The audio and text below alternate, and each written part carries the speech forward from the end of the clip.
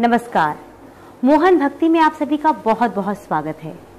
मोहन भक्ति, जैसा कि नाम ही इंगित करता है, ये प्रेम का प्रतीक है जो भगवान श्री कृष्ण से हो जाता है। और जो भी भक्त भगवान श्री कृष्ण से प्रेम करता है वो उसकी लीलाओं में डूब कर रह जाता है। आज भी हमारे साथ एक ऐसे ही व्यक्तित्व मौजूद हैं जो कि मोहन भक्त हैं। हमारे साथ हैं मोहन भक्त वीरेंद्र साथ जी, जिनसे आप पहले भी मिल चुके हैं, जिनके बारे में आप सभी जानते हैं कि वो एक जाने माने तपस्वी हैं। एक ऐसे तपस्वी हैं जिन्होंने 16 वर्षों तक घोर तपस्या की अपने एक पैर पर खड़े होकर, और 17वें वर्ष में उन्होंने अग्नि को चारों ओर प्रज्वलित करके उसमें भी खड़े होकर तपस्या की है। यानी कठोर साधक हैं ये। इनको ईश्वर ने एक अजीब सी जादूगरी दी हुई है, और वो जादूगरी ये है कि बिना दवाइयों के ये असाध्य रोगों को भी बिल्कुल ठीक कर देते हैं। आडंबर इनके आसपास भी नहीं फटक सकता। कोई भी आडंबर अगर आप सोच रहे हैं कि इनके आसपास आ जाए तो वो संभव नहीं है। उल्टा ये आडंबर से बाहर निकलने में हमारी मदद करते हैं। साथ ही एक अच्छी खबर ये भी है कि ये एजुकेशन फील्ड में भी जुड़े हुए हैं। यहाँ दोस्तों हम बात कर रहे हैं दून पब्लिक स्कूल में ये एक चेयरमैन की पदवी प्राप्त कर चुके हैं। तो इसका मतलब ये है कि ये आडंबर तो चाहते ही नहीं, और आज की इस युवा पीढ़ी को वो आगे बढ़ने में मदद करेंगे। आपका बहुत बहुत स्वागत है। नमस्कार देवी जी। मैं भगवान श्री कृष्ण की तरफ से सभी भक्तों को हाथ जोड़ के नमस्कार करता हूं, और अपने बाबा मोहन राम जो कि कलयुग के अवतार काली खोड़ी में विराजमान हैं, उनकी तरफ से भी सभी भक्तों को नमस्कार करता हूं, जिनका कि आपने सुना होगा कि काली खोड़ी धाम एक ऐसा धाम है जहां कोई मूर्ति पूजा नहीं होती।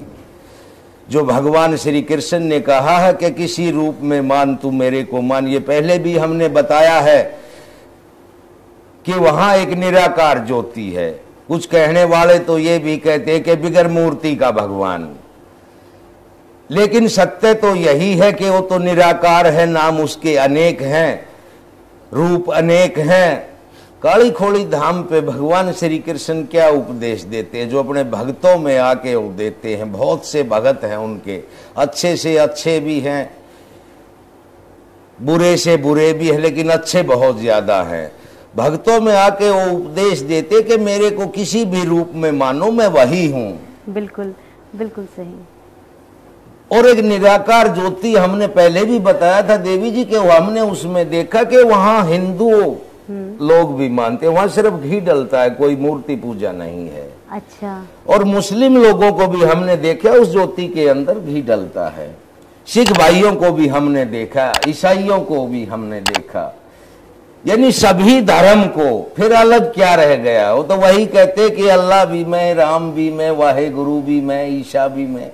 बिल्कुल। तो ऐसा वो धाम है, जो भी वहां आज तक गया है वो कभी खाली हाथ लौट के नहीं आया। हमने तो ये भी सुना है गुरुजी की जो नांगलोई में आपने एक धाम बनाया है, वहां भी जो जाता है अपनी मुरादें लेकर, वो अपनी मुरादों को पूर्ण करवा के ही लौटता है, क्योंकि वैसी ही अखंड ज्योत आपने वहां भी जगा रखी है लोगों के लिए।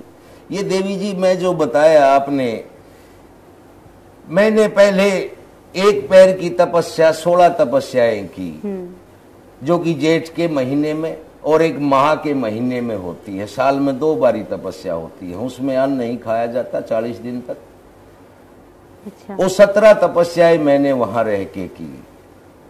बाप रे। 17वीं तपस्या हमने अग्नि तपस्या की। लोगों ने बहुत डराया भी कि भाई बहुत अच्छे घर का है, ये तो तपस्या नहीं कर सकता। क्योंकि जो मेरे साथ सेवक थे वो जो उपले लाने गए, क्योंकि उपले कई ट्रक उपले लगते हैं इसमें, उन्होंने आके बताया कि गुरुजी यहाँ के लोग तो ये कह रहे हैं कि भाई आज तक इस धाम पे किसी ने अग्नि तपस्या नहीं की है, आप तो बहुत छोटे बच्चे हो, एक अच्छे घर से हो, अच्छे एसी गाड़ियों में इनमें रहने वाले हो, आप कैसे अग्नि तपस्या करोगे? ये बताया कि ये बिल्कुल नहीं कर सकते। यहाँ बड़े बड़े तपस्वी भी तीसरे दिन बाबा ने उठा के फेंक दिए। तो देवी जी मैंने चिंता भी हुई मन मन में, लेकिन किसको कहे। एक लगन ऐसी होती है जिसको भी जिस प्रति लग जाए, चोर को चोरी की लग जाए, जार को जारी की लग जाए, एक अच्छे इंसान को एक भगवान की लग जाए, तो एक लगन वो ऐसी होती है कि वो पार कर देती है।